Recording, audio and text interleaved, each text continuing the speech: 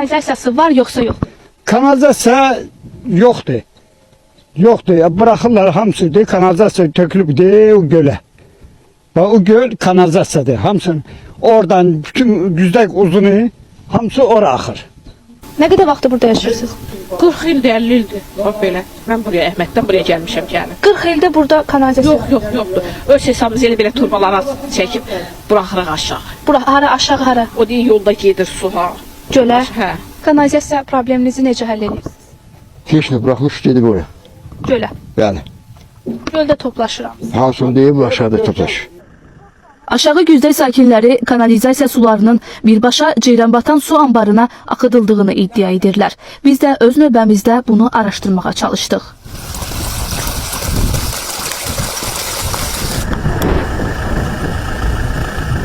Hele burada toplaşır. Bak bu görkən deyirəm, hele burada toplaşır. O da sızır da Ceyranbatan gölüne. O da içməli sudur da bizi onu süzürlər, verirlər bizə. Elvin bax, evlərdən çıxan kanalizasiya xətləri.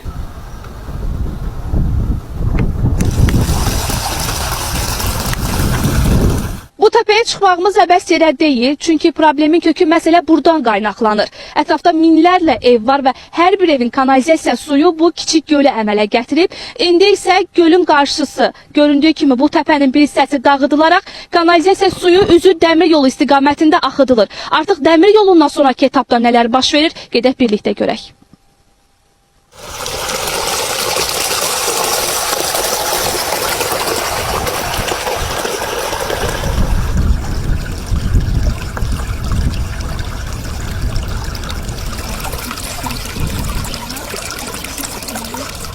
Çirkab suların axdığı istiqaməti təqib edirik.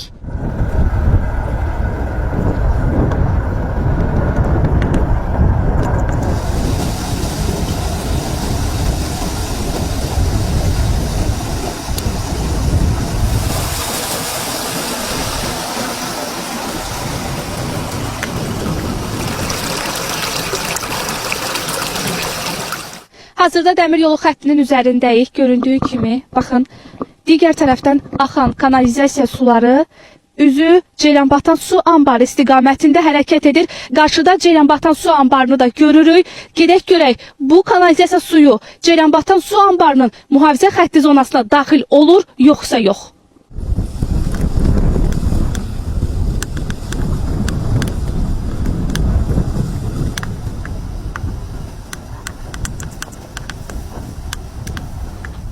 Bu da gedə biləcəyimiz son hissə. Ataların yaxşı bir deyimi var, deyir, görünən dağa bələdçi.